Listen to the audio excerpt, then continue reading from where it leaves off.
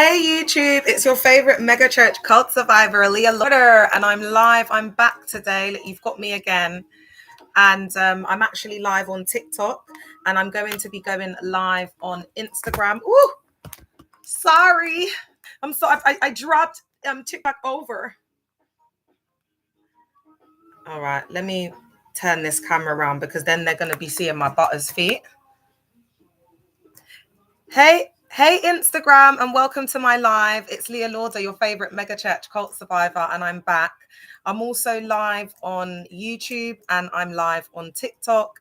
So you've got me across the board. So YouTube and Instagram, especially if you watch this later, bear in mind that this is an interactive live. And so survivors may be asking questions. I may be interacting with the community on Instagram and TikTok. So welcome, Instagram. All right. So my name's Leah Lauder, mega church cult survivor.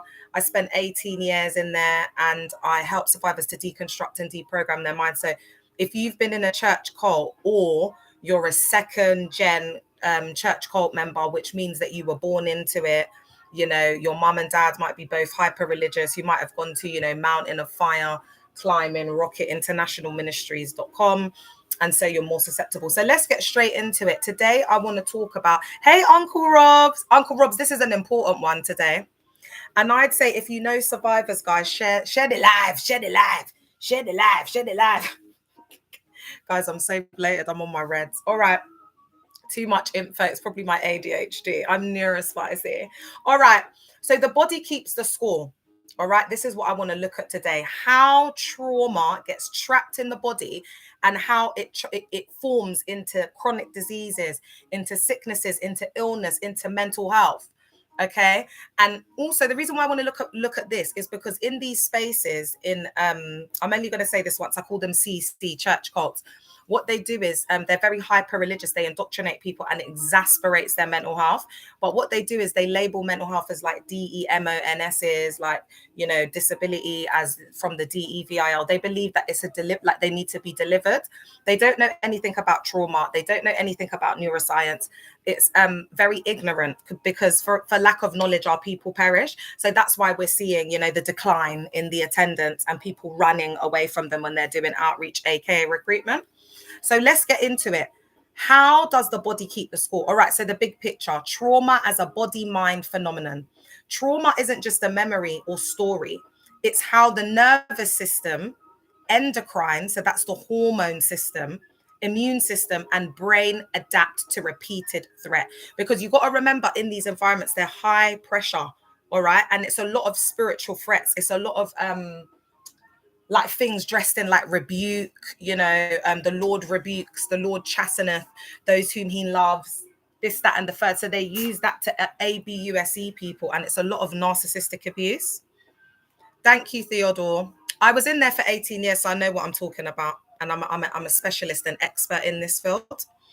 All right, so prolonged threat. Chronic fear, shame, hypervigilance, gaslighting keeps the body in a defensive mode. That sustained defensive physiology changes metabolism, inflammation, immune function, sleep, and behavior. And over time, those changes increase risk for chronic disease. All right, there's certain women in these church cults, they can't lose weight. Do you understand what I'm saying? And it's all connected to the stress. There's a name for it, but I can't remember what it is. A lot of survivors get it, chair. So as a result of being in there, these high pressure, high control groups, your whole nervous system starts to get dysregulated. Okay. Core biological systems involved. So this is the mechanisms of how it all happens. So the autonomic nervous system, the ANS, dysregulation. The ANS coordinates fight or flight. And because we're in fight or flight mode all the time, we're in survival mode. Do you understand what I'm saying? We're giving money we don't have. We're overstretching ourselves. We're overperforming. We're stretching our mind, body, and soul to the absolute maximum. We're working 9 to 5. Then we're coming home. Some of us are married with kids. Then we're doing up this so-called ministry work, which is you have to put in more time, more everything than your own job, because it's like they indoctrinate that you're doing this for God, you know, you're saving souls. If you don't do this, you're going to go to HELL. Like that's the vibe. So the pressure that is on people internally, it makes people ill. especially when people leave. Queen Innes in the car, especially when people leave, and it's like it's out of your control. There's nothing you can do, but it's like they'll be blaming you and putting all the accountability onto you. It's not because it's a high control group. It's not because, you know, the mog or the porster is just a narcissist. Thanks, Queen Innes. There's no accountability. Even right now, all of these corrupt mogs, yeah, and these so-called, you know what, leaders and whatever, yeah, they're all getting exposed. Yeah. But still, they can't take accountability for their behavior. It's back onto the members. And then they frame it as we are suffering persecution. You know, the world, HATE, God. No, they don't. No, they don't. They don't like money grabbing thieves. That's what they don't like. You know what I'm saying? So there's a lot of manipulation and gaslighting. Like your mog is buying private jets. And when we're saying to you, babe, you're on benefits, living in your council flat, struggling to put food on the table, love, but you're still tithing out of your benefits whilst this mog has a private jet and is cruising around. When you bring that up to them, you see the cognitive dissonance, the thought blockers come. Oh, he needs to be able to go to different countries faster so he can reach the lost at any cost. You should go and take that money and go and help some of the starving people. We've got starving people all over the world, babe. Yeah. What was the final straw that made you leave? Was it over time? No, because they indoctrinate you real bad. So it was a thing where it was the pandemic. So it needed, because I was in there for 18 years. So it needed to be something like a natural disaster. My whole world needed to shake. So it needed the pandemic. And my heart goes out to everybody that lost people and all that in the pandemic. But I just want to say, if that hadn't have happened, I would have never got out of there, you lot. Because what happened was, catch the tea, yeah? Obviously, everything got shut down. And the cult leader, he got scared, thinking that he was going to lose his empire. Because all it's about to them is territory, empires. So when you hear that rhetoric, we need to take over. Let's pray for the territory. Shout for Jesus. Shabaya Sataya Baba. That's just run. That's a major red flag, chair. Yeah. So anyway, he started going into it. It was given, you know, like psychosis, psychotic. I think I remember you from where? X Factor, because that's the only place you could remember me from, because you don't know me personally, chair. Because I don't go around linking anyone, and I'm beautiful. This is just me in my house clothes on the school run. Do you know what I mean? I'm a natural baddie. 90s fine. I'm 38 years old. I'm going to be 39 in January with 2 kids. So I don't just give my time to anyone. I'm a goddess. And so please don't come on here trying to act like you know me, because I don't deal with average. The man them that I deal with, they don't come on TikTok, baby boy. Church. Oh, which church? Oh, did I outreach to you? Did you come out of it? Thoughts on UCKG? UCKG is a cult. So let me just go back to what that girl was saying, and then I'll get back onto UCKG. So yeah, babe, like because I'm a survivor of CCE, child criminal exploitation. So all my exes are GMs that, you know, you can go. If I was to drop the names, you'd know them. Do you know what I mean? They're outside in these streets like rap royalty. So you definitely wouldn't know me personally. Like, you know, like you and me were doing a thing that would never happen, yeah.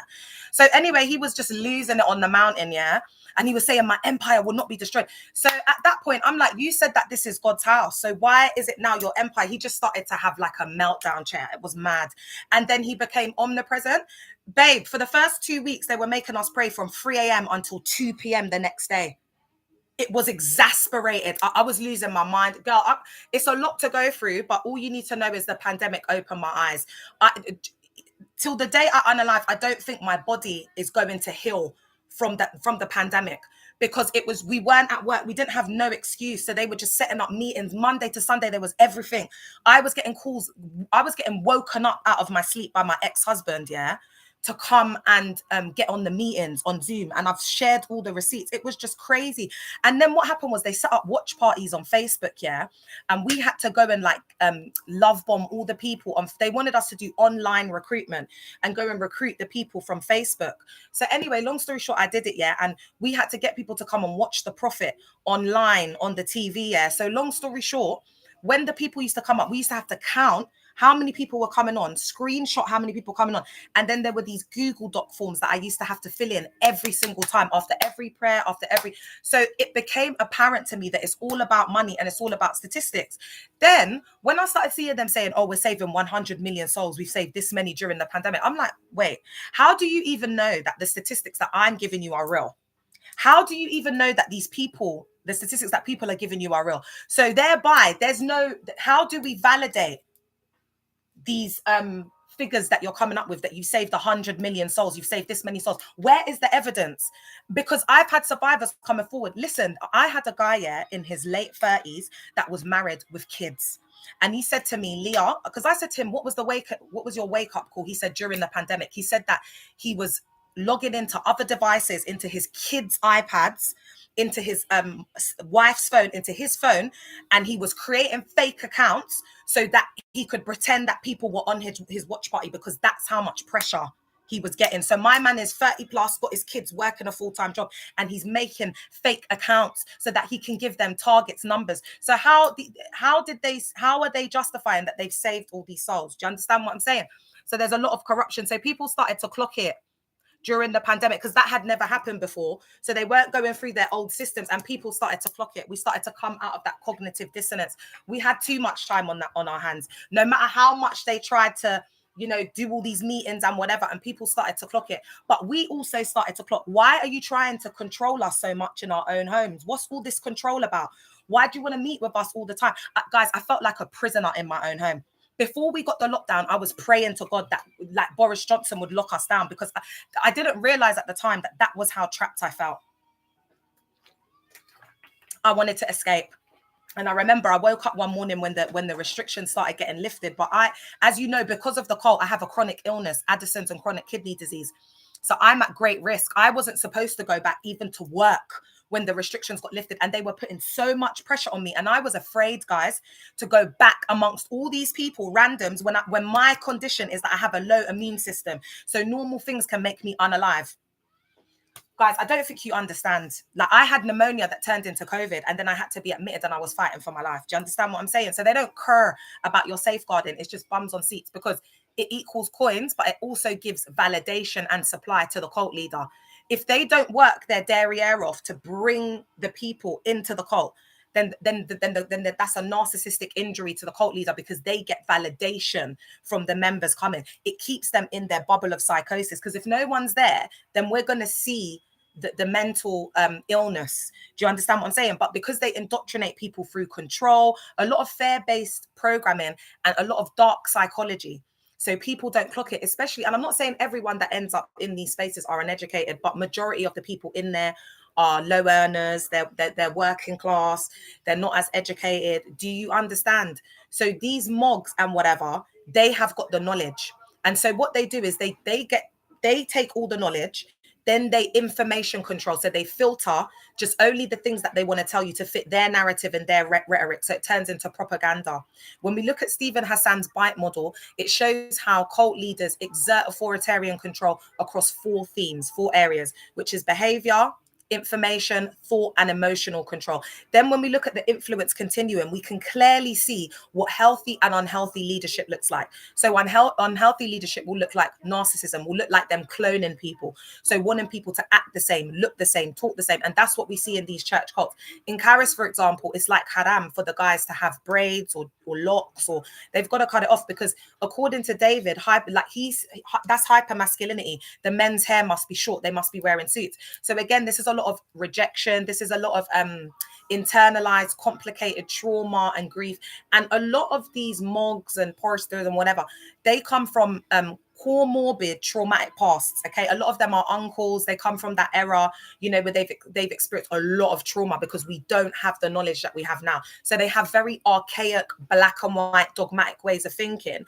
And when you mix that with like the cult characteristics, us versus them, isolation, dogmatic thinking, it's exasperated. So in the black churches, it's not that it's only the black churches, but we have a problem in the black churches because it gets exasperated because of the cultural elements, which are really toxic and unhealthy. All right, let's get to the comments. There's a lot of comments on TikTok. I know it's UCKG. I know UCKG is a cult. My sister is a part of it. She said I'm a demon when I told her to leave. Oh gosh. Yeah, they're really hyper religious in their chair. They got them standing on the Star of David, taking pictures.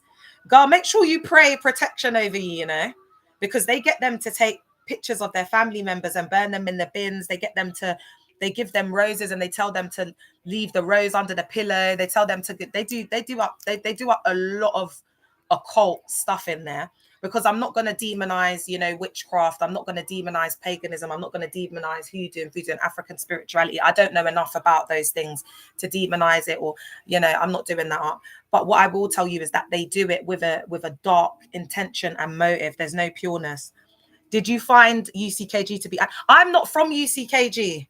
I'm from First Love, Dagwood Mills cult, but I represent a collective of survivors. So they're from many different church cults. So UCKG is one of them, Potter's House, RPF, Caris. There's been loads. Faith and Victory. The list goes on and on. But what I will tell you, please add the videos on the TikTok playlist. I don't have 10,000 followers, because what's happened, if you're not following me, follow me up. Because what's happened is I have to have 8 accounts, because when I first came out and I first was speaking, I had a lot of anger, rightly so. 18 years, I got engaged to a man after 2 months. I didn't know. I was married and pregnant and under a year. Of course I'm going to be angry. So I just couldn't control myself on the lives. Anyway, long story short, I have to have 8 accounts because they report it up. So I'm trying to get one account to 10K, because all my other accounts just have thousands of followers. Do you understand? But getting them on one account is difficult. So this is what I'm trying to build up. Also, I'm starting the Collective University in January. So enrollment is open now in September. How you enroll is subscribing to this TikTok. So this is why I'm coming on here trying to behave myself and do clean lives, because I'm going to be delivering the Collective University on my main page. I'm also writing a book, which is going to be out in January. So the whole ideology is that people will enroll and I'll teach from that book. There's no definition of church cult. There's no church cult psychology out there. There's no information. I am actually the first person that's going to be doing so, and the first person that's going to be writing a book in this nature. So people will get exclusives to my hypotheses, my models, my frameworks, and I do think it is going to be life-changing. Obviously, I cannot make promises. I'm not an LP. I'm not a prophet. But what I will say to you, a fake one, sorry. What I will say to you is that I'm definitely going to give you the skills and the practical steps to be able to deprogram and deconstruct and take your power back, empower you. Yeah, First Love. Let me go into the comments. All right, I'm going to have to hold this phone. There's quite a lot of comments. One thing I will say about UCKG is that UCKG is a Portuguese speaking church cult. So there's been misinformation by Rachel, actually, because it's not, UCKG is not a black church. It's a Portuguese speaking church, just got a Brazilian pastor. So they have to take on that culture when they're in there. What UCKG attracts is a lot of like Angolans, like Portuguese, or and Ines, please let me know. And like, is it Spanish, Ines? Like Spanish speaking Africans? Do you get it? So, and then it's just like really vulnerable people, like from the hood. So very deprived, low income. UCKG, it doesn't attract. There's no celebrities. There's no famous people. There's no, do you know what I mean? It really does attract a demographic of people. Do you understand what I'm saying? Like vulnerable people. That's what I'm going to say there. So, do you know what, Springfield? I'm just not feeling the energy, my love. I'll keep it real with you. So, you know, that's what. Welcome. I'm so happy you're here, Springfield. Thanks for the follows. Thanks for the follows, guys. Yeah, so yeah, it's do I find, okay, all right. So basically with UCKG, so anyone that speaks Portuguese, will be on UCKG, because you've got to remember, especially those like French speaking African countries and Portuguese, they are more of a tight-knit community. Okay, so the reason why they flock to UCKG is because that's familiar, because they're quite isolated, that it's a smaller and a more tight-knit community. And I've been doing a lot of like speaking to a lot of Portuguese speaking members and ex-members of UCKG, really trying to build this picture, because I don't think there's been any content really breaking down the systemic ageism that's in there, and all of the inequality and the injustice around the white supremacy. Because what you've got there is, especially in Brazil, you've got the people that look exactly like me, and then you've got the people that look like Macedo. So it's a bit like South Africa. Look at Ines saying 100. Thank you, my love. So it's a bit like South Africa. So there's a lot of atheism in there. So we need to get, we need to get it right that it's not a black church. Like it's not 100%. And I will be echoing the voices of the survivors in saying that. So yeah, I know, babe, but it's, Rachel's just out here chatting, chair. That girl doesn't know what the hell she's talking about. So she's making people think it's a black church. It's not. And when we see when you say I'm doing a call for black survivors or this is a black church, it shows me that you have no understanding, because it's not about race. Do you get what I'm saying? Ashley are in the car. It's not about race. Anyway, do you know what? I'm not going to get into it. All right, let's get back into, has anyone else got any questions? Because then I'm going to move on to how the body keeps the score, okay? Because it's really important for us to understand how trauma gets stored in the body, okay? Because they're always like, what did they do to you? So I really want to kind of break down what happened, internally, because I live with a disability. I have Addison's, which is hyperadrenalism, and it's all to do with the cortisol. It's the autoimmune diseases, everything I'm talking about here. Yeah, and I'll get into it. But basically, my adrenal gland unalived because I was fighting for my life, guys. I was fighting for my life. I've also got chronic kidney disease, and I've also got CPTSD and BPD. As a result, that's EUPD, emotional unstable personality disorder. That's all from the cult. So I'm going to break down how these things happen, because a lot of people don't understand that, this is what they're going through, or, you just need a bit of information around it. All right. So we're going to now be looking at the core biological systems involved. And if you've got questions, just ask me, guys, okay? Because I'm just doing this to keep a focus so I can keep the live clean. All right. So chronic threat biases the system towards sympathetic activation and or repeated freeze dissociation states. So you're in fight or flight mode, okay? Because there's gaslighting. They'll message you, meeting today, 7 p.m. You don't know what the hell's the meeting's about.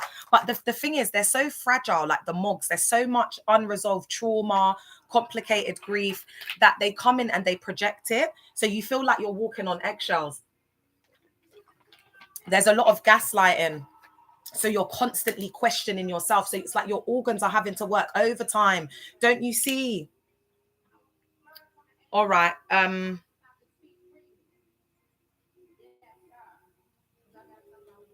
So this results in higher resting heart rate, altered digestion, poor sleep, and impaired recovery. Welcome, Paris. And then we've got the HPA axis and stress hormones.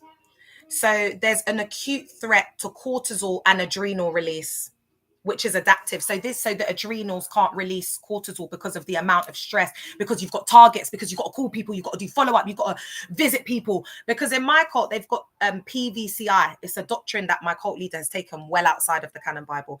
And it's that the role of a pastor is prayer, visitation, interaction, and counseling. All right. So that's the core. So everything that revolves around counseling, speaking to people on the phone, going out, doing outreach, aka recruitment, doing events, going out. But remember, people have their jobs, or they're studying, or they got a wife, or they got a husband, or they got kids. So something's got to give, because there's only 24 hours in a day and there's only one person. So when people start to push themselves, they start to get unwell. They start to like not be able to give attention to their children, not be able to give emotional attention, not be able to show up to things in school, because the cult comes first. Yeah. So, okay. So the chronic activation causes dysregulated cortisol rhythms, which are either too high or too low, or flattened diurnal slope. Yeah, I'm not a doctor. Dysregulated cortisol affects metabolism, blood sugar, immune signaling, and tissue repair. So that's why I have hyperadrenalism. So one of my adrenals had to get removed. And then as a result of that, my immune system is compromised for life. So if I go to a festival, if I go to a whatever, I've got to make sure there's adaptations. I'll be like bedbound for like 3 weeks as a result of me I can't live a normal life. Yeah. Repeated physiological wear and tear from chronic stress leads to cumulative damage across systems: cardiovascular, metabolic, immune, and neural circuits. I want to also say here that it's like clothes. Your body, you've got to treat it right. You've got to look after it. You've got to water it. Hey, Grand Uprising, you back? Hey, Rad. And the same with your body. If you don't take care of it, it's just going to shut down. Like, this is the vessel that you've got to use. But because their head's in the clouds and they're completely disassociated. They don't think that, they don't care about the body. They don't care about the clothes they wear unless it's charis. They don't care about, like, everything's about, you know, they're heavenly minded. They're going to get to heaven. It doesn't matter about the clothes on their back. Their pastor's wearing a £100,000 kettle. You know, they've got a £100,000 watch chair. And he's indoctrinated you to see worldly things as the DEVIL, so he can pocket all of that money that you'd spend on nice things for yourself, for himself. Seeing it as fleshly, yeah. Yeah, they love to say that. Oh my gosh. Hey, Tenny, they love to say desires of the flesh, the lust of the flesh, the sin of the flesh. Oh God. Ashleah, you took me back there, girl. Oof. Oh my God, I can feel that all in my sacral. It's made me feel a bit sick. You know, hair and flesh again. Woo. I'm all right, babe. It's just the flesh. You know, they emphasize on it so much, chair. They use that to ABUSE in it, Ashleah. I should make you a mod, you know. All right. Oh God, you know, and all of these words is part of my condition, so I should know how to say it, but I just, yeah. Anyway, elastatic load, repeated. I've said this. Have I said this one already? Oh my God. Okay, we're on to immune system and inflammation. So chronic stress amplifies pro-inflammatory signaling. Persistent inflammation is a known contributor to, I know that first one, metabolic disease, depression, and is implicated in some autoimmune conditions and cancer progression. As a facilitating environment, not a sole cause. All right, so it's not a sole cause, but it's a facilitating environment. It's a facilitating factor as to why people develop these chronic illnesses. Okay, so imagine being in that exasperated high control environment that exasperates that. You can understand why people are walking out with chronic diseases, and actually unalive and young as well. It's like unexplained things. Do you know what I mean? Like, it's like this either cancers or like people got mad stuff, bleeds in brains. Guys, it's crazy in there, chair. Stay safe in these settings, chair. All right. Autonomic. This is what I have. This is what they were saying. I might have autonomic something dysfunction disease. All right. Autonomic immune crosstalk and autoimmunity. So the neuroendocrine, that's my team, the endocrinology, the endocrine team, chair. So neuroendocrine, because I'm disabled. I'm an outpatient now. So this is why I can talk about this. All right. So neuroendocrine changes, and it can tilt immune regulation towards autoimmunity in susceptible people. So genetics and triggers. Stress can precipitate flares or reveal underlying autoimmune disease and can worsen control of autoimmune conditions.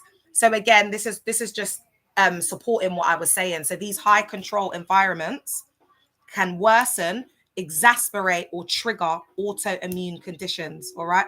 And then there's also, we have to factor in genetics into that as well. And if, you know, there's autoimmune diseases that, you know, if there's a history of that through the family, etc. So let's look at the brain changes.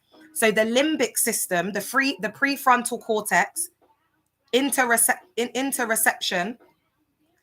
So this is all of the changes and all of the parts of the brain that it affects. Yeah, being in a high control group and being severely indoctrinated. So trauma sensitizes. Okay, trauma sensitizes the amygdala, which is the threat detector. So the amygdala part of your brain is supposed to like preconceive dangers. So, you know, when you're crossing the road, to look out for cars, danger. Similarly, be able to look out for manipulation, identify narcissism, identify when someone's, you know, trying to exploit you or whatever. That becomes damaged. All right. And can reduce prefrontal regulation, executive control. So because you're not making decisions, that you're not being able to you're not using your cognition, you're not thinking for yourself. So that also just stops working, chair. Because remember, it's years. It's like if you stop eating, we're going to see that you've lost. We're going to see you turn into a skeleton, aren't we? Like similarly, the internal organs, the same thing happens. You have to look after your internal organs. That's why mind, body, and soul is so important. When I go to the heart center, endocrine, wherever it is that I'm going, it's not young people, it's just elderly people, because my organs are of the age of like an old person, because I've overworked myself. So it's like my organs have been overworking, where that's supposed to happen like over time, you know, like into your old age. So I don't know how long I'll live. All right. And that's okay, because I'm just gonna go as hard as I can whilst I'm here. Just have to expose them like it's my last day. Do you know what I mean? But today, you know, if I was to go tomorrow, I'm more than happy with the content that I've put out there, which is my legacy, which will live on. Do you know what I mean? And my sister's academic. My sister could write my book for me in my absence. Lineage, divine lineage. All right, epigenetics and gene expression. Chronic stress can change how genes are expressed. Did you not hear that? Chronic stress can change how genes are expressed through methylation and other epigenetic mechanisms that does not rewrite DNA, but can alter risk pathways long term. So this is what I was talking about, you know, like the epigenetics. So if your mum's been a pick-me and your mum's been a pick-me and stayed with a man that's put hands on her, and, you know, and then they've been divorced and then they've been left holding the baby, you go to one of these church cults and say, I see that there is a spirit of a devil of divorce in your life. But it's not that. What it is it's the chronic stress that can change how the genes are expressed through the methylation and the other epigenetic mechanisms. So it doesn't rewrite DNA, it can alter risk pathways long term. So do you see it's easier to say the devil is causing you to bringing Jezebels into your life and they are taking your husband? Do you see it's easier to say Jezebel, DEVIL, this and that, rather than talking about DNA and methylation and, you know, DNA and epigenetics? Do you get what I'm saying? Yes, love, it's called science. Do you know what I'm saying? And that's why they rival science. They shut it down. They HATE it, because it's like proving like what they're saying is human fecal matter. All right, guys, I think I'm going to wrap it up soon, you know, because I don't want to get too comfortable chair. This was just a little test. I think I'm going to give you a few more, and then I'm going to take a break, and then I'm going to come back on my Leah Lauder account. I just wanted to come on here for a bit and just test the waves. But it's good to know that I can deliver on here.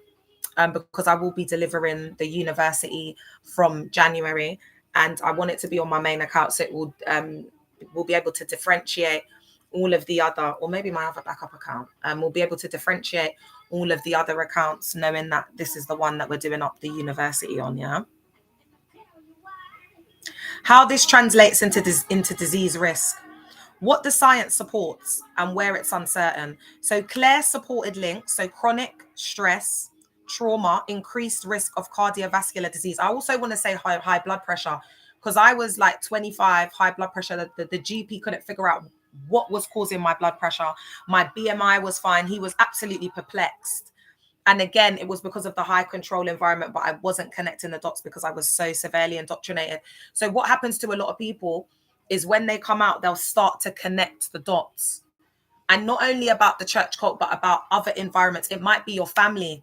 You might come to the realization, oh my God, my mom's a narcissist. I'm going to have to, you know, like move out and separate myself from my mom a bit. It could be your workplace. It could be like a group of friends that might be really unhealthy. So as you start to deconstruct and deprogram, you'll start to notice these characteristics in other spaces, places, and dimensions.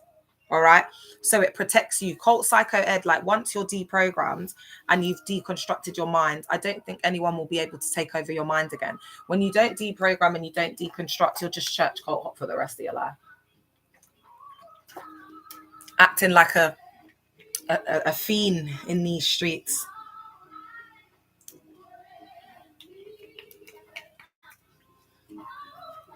Just needing addicted to the dopamine, the adrenaline rush. You get me? Like the miracles, the prophecies, all of that they speak, you know, all of that. All right. So Claire supported links to stress, trauma, increased risk of cardiovascular disease, metabolic syndrome, type 2 diabetes, depression, anxiety, PTSD, CPTSD, persistent pain syndromes, disrupted sleep, and poorer immune responses, e.g., worse recovery from infections. Autoimmune disease. And okay, so do you get how the trauma and the stress? So if you're in an environment that is high control, it might not be a church, you know, and it's causing that, then that's gonna translate into, you know, pain, PTSD, all of these different syndromes, depression, etc. Autoimmune diseases. There is evidence that severe or chronic stress can trigger or exacerbate autoimmune conditions. Hashimoto's, rheumatoid arthritis, lupus in people who are already genetically or immunologically predisposed. Stress is a recognized trigger for flares. So there, you know, they've used Hashimoto's evidence-based work to say, well, actually, when we look at this rheumatoid arthritis, lupus in people, we can see that stress is a recognized trigger for flares in that condition. So similarly, when we look at other autoimmune diseases, because it's an umbrella, there's hundreds of different diagnoses under that autoimmune diseases, we can see that stress is also a recognized trigger. So high control environments where, you know, the stress is, I can't explain it to you. You know, they give you these targets. If you bring 10 people, well done, you can bring 10 more. It's like you've always got to do more. There's no time to relax. There's no time to just, do you know what I mean? The stress and pressure, these targets of the amount of people you have to bring, and then making people feel like they're going to go to HEOL, or God's not going to love them as much, or they're a DEVIL for like not saving these souls. Like the pressure's crazy. Adrenal glands. Addison's disease. This is what I have. This is what I live with. Addison's primary adrenal insufficiency is most commonly autoimmune in high income countries. Chronic stress does dysregulate the HPA axis and can lead to exhaustion, like syndromes, altered cortisol dynamics, and relative adrenal suppression in certain contexts. However, it is inaccurate to say that chronic stress directly causes Addison's.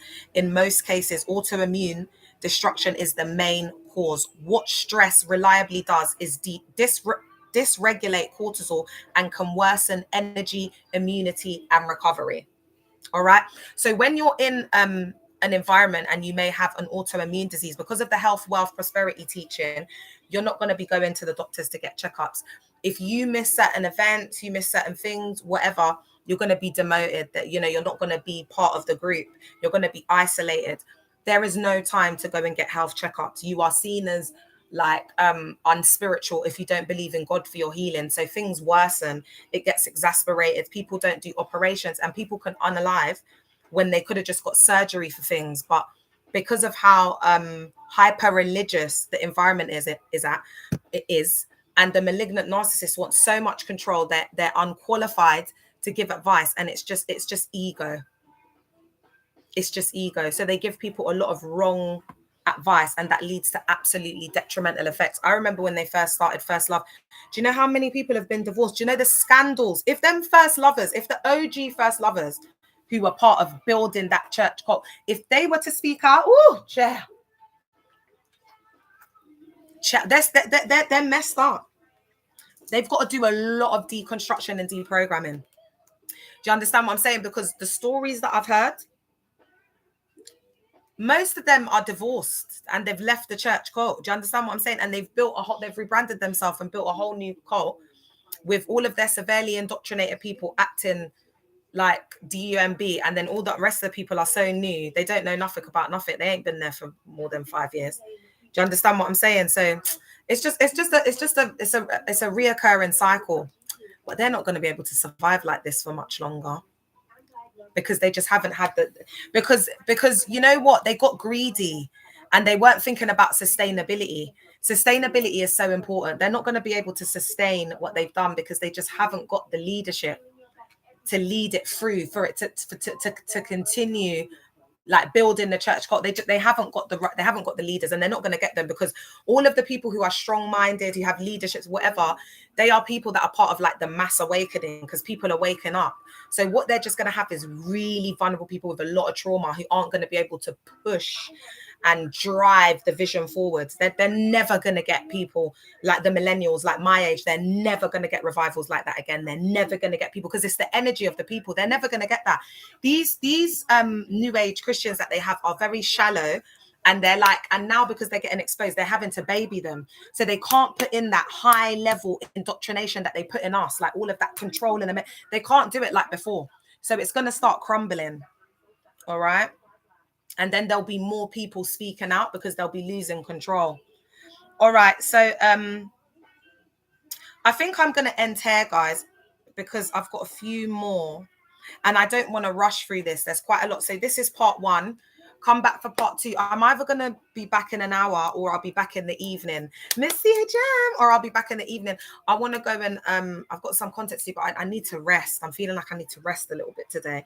And then but I will be back because the kids are going to their grandma's house. Yeah. Yes. So because the kids are going to their grandmummies, I'm gonna have a lot more free time over this weekend. All right, so I'll be back. Love y'all. Bye TikTok. All right then, Instagram and YouTube. I'm going to go. They got me a related tutorial though. I don't know how. Or maybe I was using Church and Christian too much. I can't do that. All right then, YouTube. I'll see you later at part 2 to come. Same with you, Insta. I'm going.